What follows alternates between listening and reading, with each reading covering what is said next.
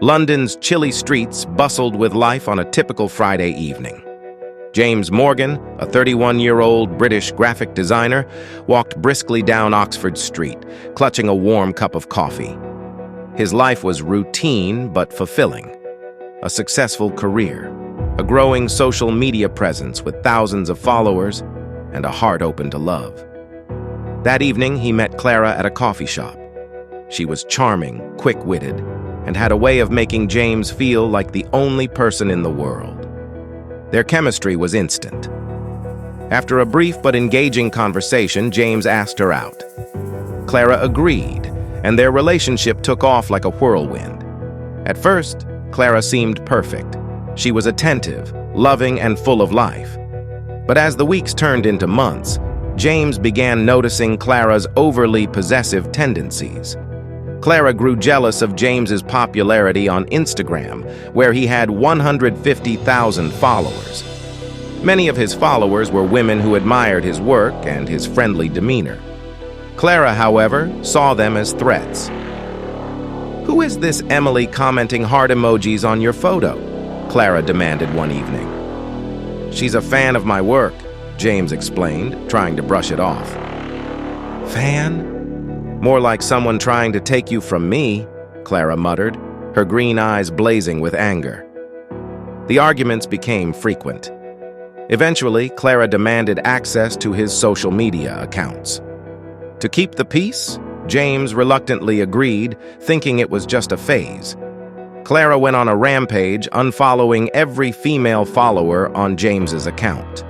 His follower count plummeted to 80,000 within weeks. When James noticed, he confronted her. "This is my personal space, Clara. You had no right to do that." "I'm protecting our relationship," Clara retorted. "Do you want me or them?"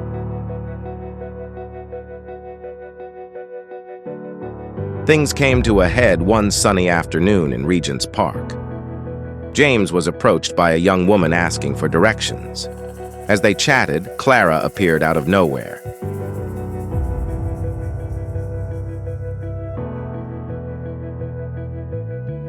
"Who is this?" Clara hissed, her voice dripping with venom. "She's just asking for directions," James tried to explain, but Clara wasn't listening. "You think I'm stupid? I saw how you were smiling at her." Clara lunged at the woman, shoving her hard. The woman stumbled backward, hitting her head on a nearby lamppost. Blood trickled from her temple as she collapsed. Panicked, James called for help, but Clara stood frozen, her hands trembling. The woman was rushed to the hospital but was pronounced dead upon arrival. Clara was arrested, and James was left in shock.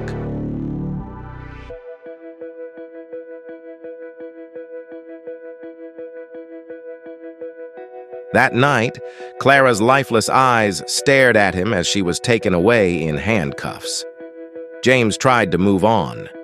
He deleted photos of Clara, cut off contact with anyone who reminded him of her, and started therapy.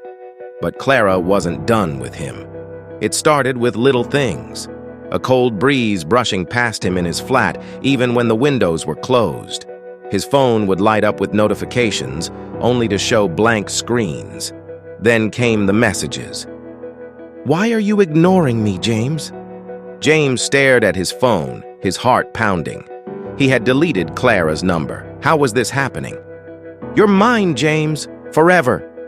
Terrified, James threw the phone across the room, but the message stayed.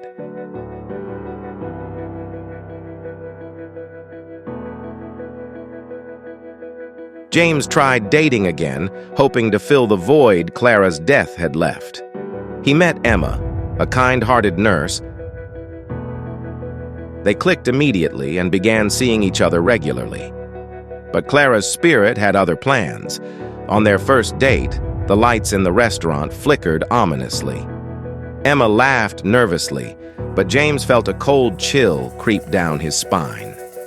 As their relationship progressed, strange things began to happen. Emma's car wouldn't start when she came to visit James. Her phone would receive anonymous calls, and a haunting female voice would whisper, "Stay away from him." Emma finally ended things, tearfully telling James, "I don't know what's happening, but I feel like I'm being watched every time I'm with you." This pattern repeated with every woman James tried to date. Clara's spirit ensured he remained alone, miserable, and tethered to her memory.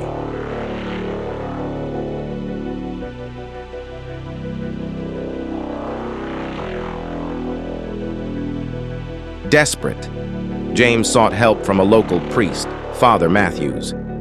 He explained everything, from Clara's obsessive behavior to her tragic death and the haunting that followed. Father Matthews listened intently, his face grave. "You're dealing with a tormented spirit. She is bound to you by unresolved emotions. We must help her move on." The priest performed a cleansing ritual in James's flat, sprinkling holy water and reciting prayers. For a moment, the air felt lighter, but Clara's grip wasn't so easily broken. That night, James woke to find Clara's ghostly figure standing at the foot of his bed.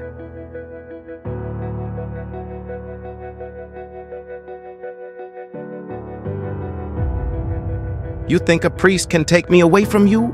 she snarled. "You're mine, James, forever."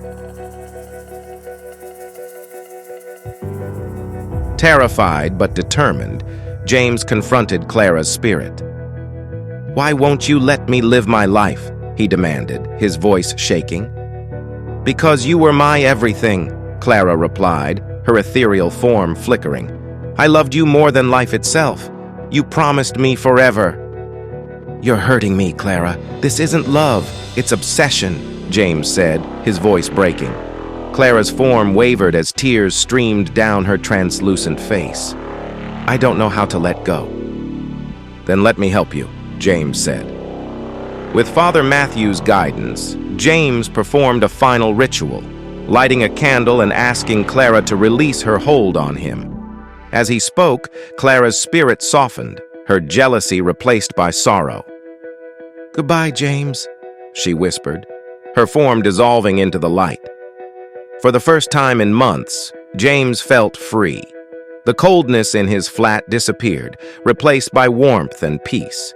He took a long break from dating, focusing on healing and rebuilding his life. Slowly, he regained his confidence and opened himself to the possibility of love again. Though Clara's memory lingered, it became a reminder of the importance of healthy boundaries and relationships built on trust, not control.